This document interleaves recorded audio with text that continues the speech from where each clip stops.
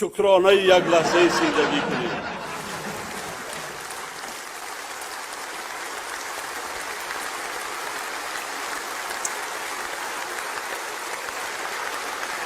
ما باید بعضاً به عملهای دیگری زشت دست زنیم.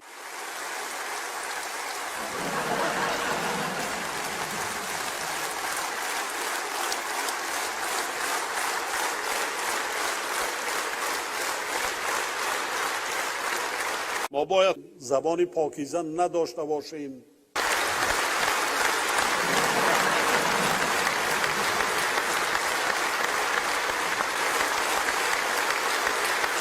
ما باید دعای پدر و مادر خود را نگیریم، خدمت نکنیم.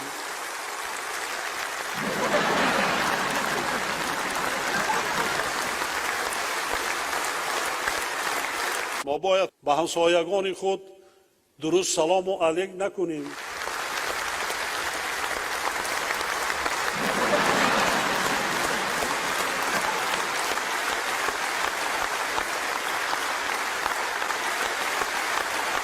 همینطوره؟ ها؟ خب همین با همینه.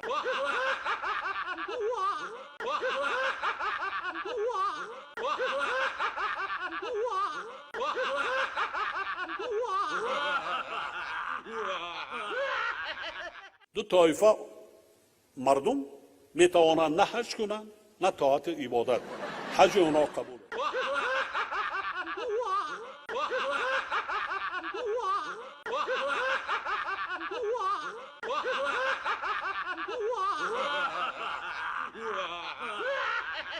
یخی شد صدقه وظیفه و عزت احترامی رو بر دولت. همین که کتا این کار بارا بینیم یک اندیشه کنین 10 سال پیش صورتو نمونین خانواده از صورتتون کودکاتون پرترک کنی بینین چی رنگ نمو داشتین 15 سال پیش چی رنگ نمو داشتین حاضر چی چی خانواده داشتین حاضر چی مالکیت داشتین حاضر چی در کجا بودین کی دعوت کرد کی انتخاب کرد کی تعیین کرد یا خیرات بعضی تا همین درجه کورنوا کی از درون خاک آورده امروز لامپاسا رو میبینه وای میبینیم.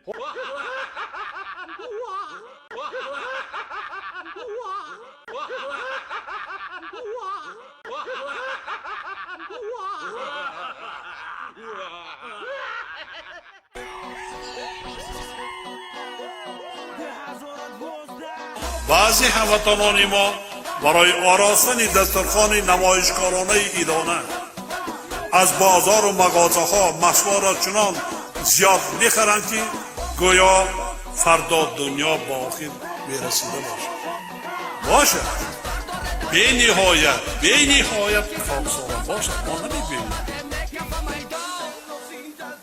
اسراف کاری کردن در کار نیست تکرارا تاکید میسازند که چنین رفتار غیر از ظاهر پرستی زیاده روی و اسراف چیزی دیگری نیست.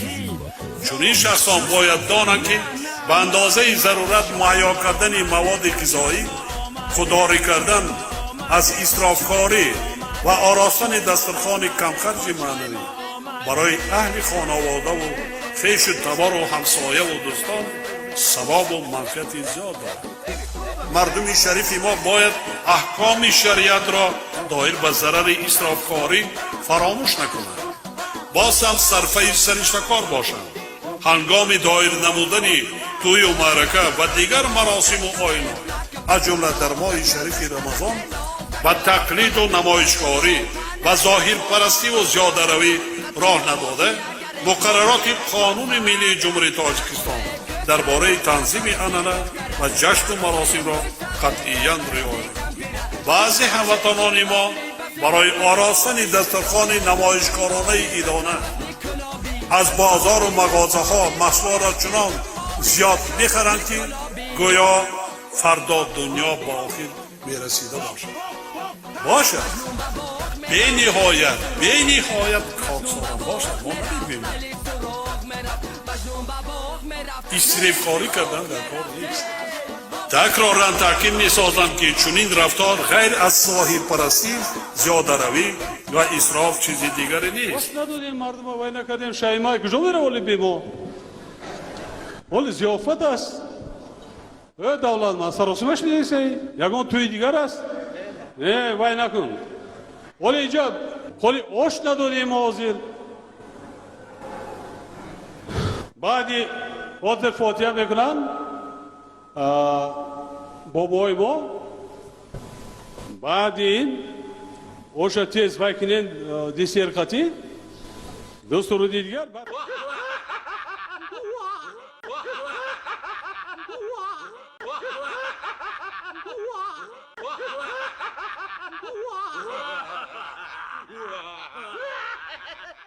یراق هسته‌ای دیگر قدرت‌های وی نداریم.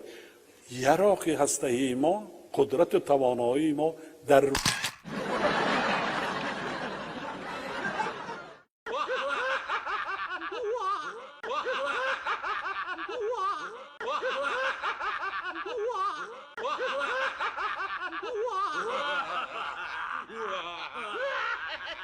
شوهری که به حج رفتند 200 متر از دروازه بیرون پاهنداز پرتافتند. یا یکی از دیگر طبقه اهالی اون دیه خود را بالا می‌داند. 200 متر از دروازه بیرون پاهنداز پرتافت. آیا این گفته های خداوند است یا پیغمبر اسلام؟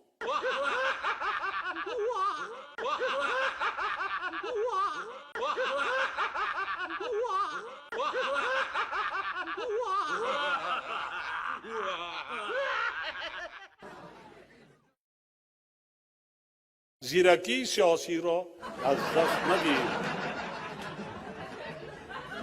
اسلام نباید با غرضهای سیاسی آمیخته کرده شود.